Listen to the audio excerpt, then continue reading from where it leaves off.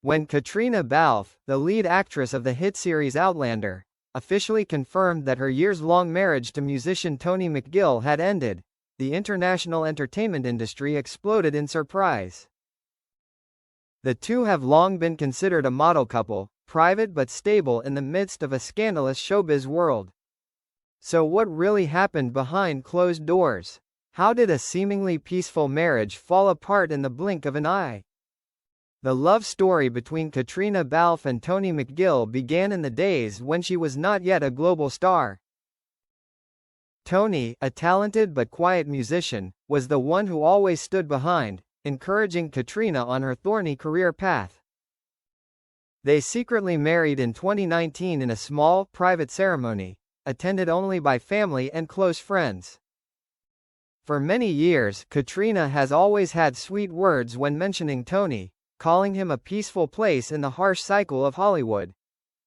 But then, as an ironic fate, the movie Outlander not only brought Caitriona Balfe's name to a new height, but also turned her life in a different direction. It was the extremely close relationship with co-star Sam Heughan that fueled endless speculations about a love that went beyond the framework of work. Although both always denied it, affirming that it was just a pure friendship, the audience and even those close to them in their private lives felt something deeper in every look and gesture they gave each other. According to a source close to Tony McGill, it was Outlander that quietly created the first cracks in their marriage. Tony tried to understand and support Caitriona, but he was a normal person, living in a quiet world, while Caitriona was increasingly caught up in the world of stage lights, complicated relationships and constant business trips away from home, the source shared. At first, Tony was patient, waited, and even flew to the set to visit Caitriona many times. But over time, the geographical and spiritual distance grew larger. Tony gradually realized that Caitriona's heart was no longer completely with him. There were nights when she came home, but her mind seemed to be somewhere far away on the set, where Sam Heughan was always there. Some close friends of the couple said that Tony had confronted Caitriona directly about his suspicions. He asked her directly about Sam, said a friend, but Caitriona just kept quiet. Sometimes silence hurts more than an admission. From then on, their marriage gradually came to a standstill. Conversations became awkward, trips together became less frequent, and finally, they chose to free each other through a quiet breakup, without noise, without tears in public, but full of pain behind the scenes. Surprisingly, it was Caitriona who initiated the divorce. Late one evening, she sat down with Tony and gently but firmly stated her decision. "I don't think I can give you the happiness you deserve anymore," she said, her eyes filled with regret. Tony, though heartbroken, understood that holding on would only hurt them both more. Their breakup was kept secret for months. It was only when Caitriona appeared alone at major events and no longer mentioned Tony in interviews that the press began to suspect. And then, on New Year's Day, Caitriona officially confirmed the rumors. "We have broken up. But I will always be grateful for the beautiful years I had with Tony." However, before public opinion could settle down, another shocking source of news appeared.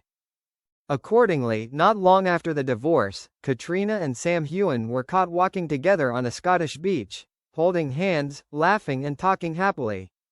This image immediately made Outlander fans explode. Could it be that their relationship has gone beyond the limits of friendship?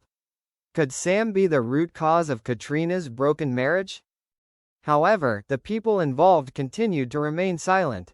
Sam only vaguely said in an interview, "I will always support Caitriona, no matter who she is in my life." Meanwhile, Caitriona affirmed, "Sam is a friend, a valued colleague. No one understands me better than him." But this ambiguity made the rumor spread faster than ever. Tony McGill, in contrast to those noises, chose to completely withdraw from the media. He returned to live in Ireland, focused on music and refused all interview invitations. According to close friends, it took Tony a long time to get over the pain of betrayal, although Caitriona never admitted it was true. Perhaps the most painful thing about this breakup was not the separation, but the feeling of being left behind. Toni had been the one to share Caitriona's most difficult years, but when she reached the peak of her fame, he became someone who no longer fit into her world.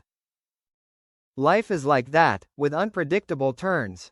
Caitriona continued her brilliant career, becoming an icon of Outlander, while Toni returned to his guitar and sad melodies. Each person went their separate ways, no longer intersecting, but the memories of each other will probably remain forever, like an indelible scar. However, people still see a secret sadness in Caitriona, even though she always appears strong. In an interview after the divorce, when asked about her biggest regret, she simply said, "The hardest thing is not leaving a person, but leaving the dreams that you once built with that person." Today, looking back, people still wonder, if there was no Outlander, if there was no Sam Heughan, could Caitriona and Toni's marriage have come to a different ending? But life has no if. Everything has become the past.